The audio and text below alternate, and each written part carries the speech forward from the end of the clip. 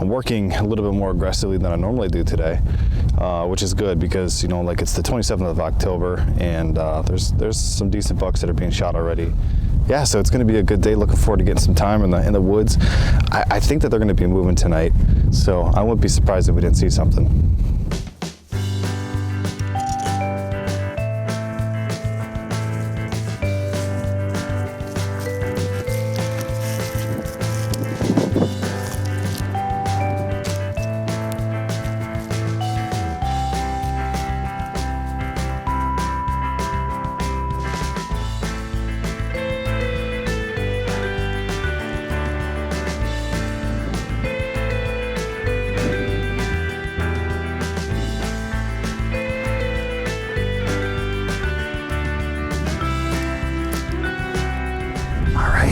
Well, I made it in the tree.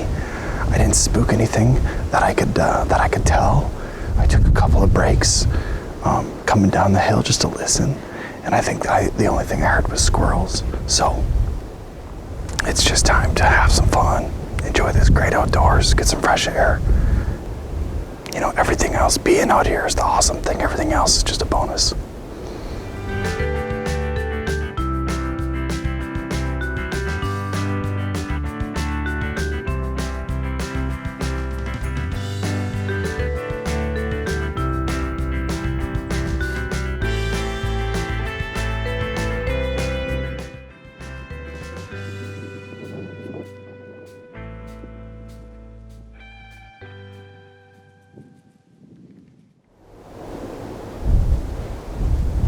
Thought I just heard a deer.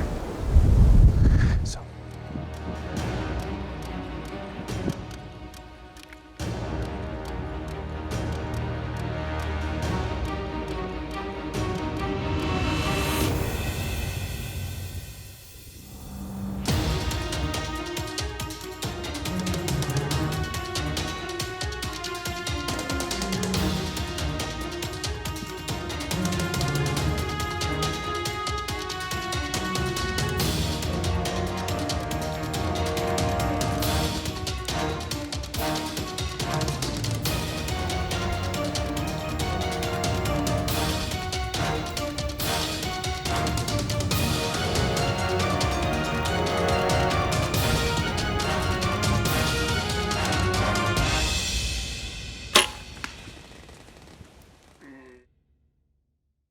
Yeah, I mean, talk about it happening fast. Jesus.